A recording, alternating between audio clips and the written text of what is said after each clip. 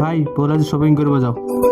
কি শপিং কৰো ভাই, যেহে বস্তু বাহিনীৰ দাম আগতকে বস্তু বাহিনীৰ দাম বহুত বাঢ়ি গৈছে। এতিয়া দোকানত গ'লে মোৰটো গৰম হৈ যায়।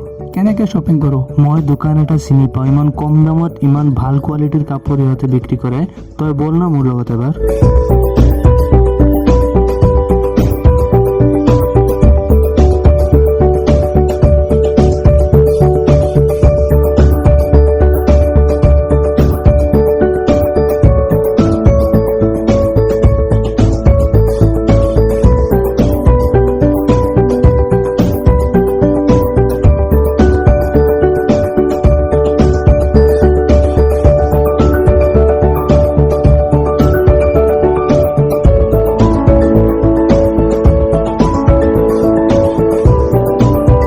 তুমি ইচ্ছা কৰিলে আমাৰ ইয়াত জব কৰিব পাৰিবা, আৰু তুমি যিমান ইচ্ছা কৰা আমাৰ পৰা কাপোৰ লৈ যোৱা আৰু বিক্ৰী কৰা, আৰু তুমি যিমান কাপোৰ বিক্ৰী কৰিবা তাৰ সিমানেই লাভ।